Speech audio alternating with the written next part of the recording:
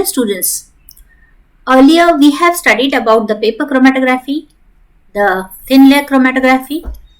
These two types of chromatography are the planar type of chromatography. Today we are going to study about another type of chromatography which is called as an adsorption chromatography, and the example of it is the column chromatography. So we are going to study this column chromatography in detail. Now, what is this column chromatography? Column chromatography is a technique which is used to separate a single compound from a mixture dissolved in a fluid.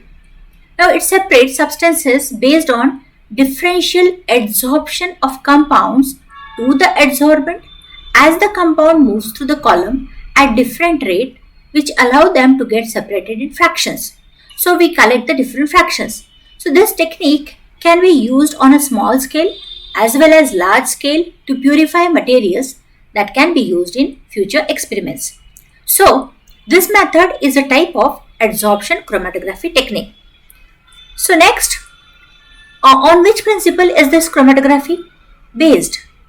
Now, this is based on the principle that when the mobile phase along with the mixture that needs to be separated is introduced from the top of the column, the movement of the individual components of the mixture is at different rates depending on the solubility of the substance in the mobile phase as well as in the stationary phase.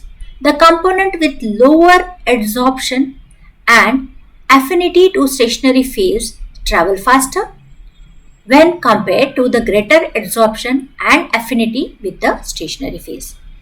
The components that move fast are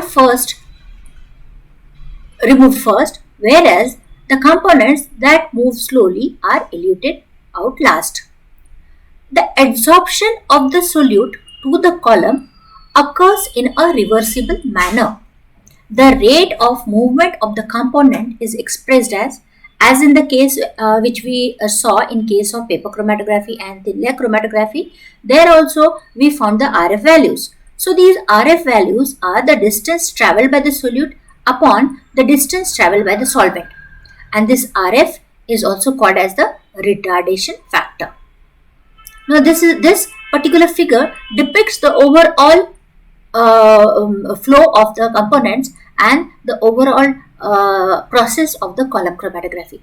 Here in this column we have the stationary phase, and here at the uppermost layer we have the loaded sample. Now in the figure 2, what we find is here the mobile phase is added. Here is the sample, then we have added the mobile phase. Now what happens? Due to the interactions, the weaker interactions, they will be moved faster, while the stronger interactions will be retained. So the weaker interactions will move and they will be eluted. So in the figure 4 and figure 5, what we find is they are eluted out. That is, they are removed from the column. The stationary phase is made wet with the help of the solvent, as the upper level of the mobile phase and the stationary phase should match. The mobile phase or the eluent is either solvent or mixture of solvents. So, in the first step, the compound mixture that needs to be separated is added from the top of the column without disturbing the top level.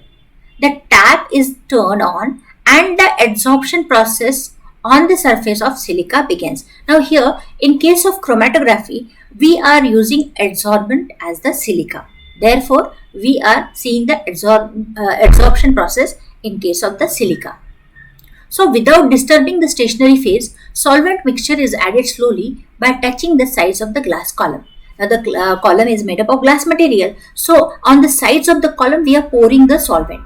So the solvent is added throughout the experiment as per the requirement. So slowly we are going to we go on adding the solvent as the requirement is. So the tap is turned on to initiate the movement of compound in the mixture. The movement is based on the polarity of the molecules in the sample.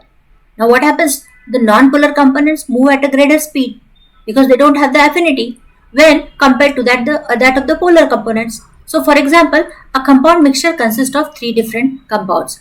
Like red color, blue color, green color, and their order based on polarity will be blue will have more polarity while red is have less, and lesser is that of green.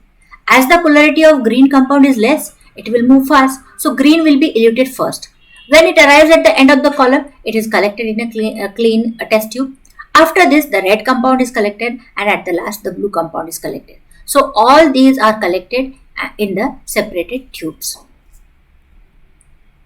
Column chromatography applications. Now, what are the applications of this column chromatography? This is a very important type of chromatography separation method. This is used to isolate the active ingredients present, as well as it is also useful in separating the compound mixture. It is also used to determine drug estimation from drug formulation. It is also used to remove impurities, and it is also used for isolation of metabolites from the biological fluids. So, here it is very important to know what are the different types of the column chromatography. The different types of column chromatography are: number one is adsorption column chromatography. Adsorption column chromatography is a technique of separation in which the mixture are adsorbed on the surface of the adsorbent. While in case of partition column chromatography, the stationary phase as well as the mobile phase are liquid in partition chromatography. So in this case, in case of partition chromatography, what is there? There both the mobile phase as well as the stationary phase both are liquid. While in case of gel chromatography, in this method of chromatography, the separation takes place through a column packed with the gel. Here, the stationary phase is packed into the gel, and the stationary phase is a solvent held in the gap of a solvent. So, the gaps are filled with the solvent. Next is the ion exchange chromatography, a chromatography technique in which the stationary phase is always an ion exchange resin.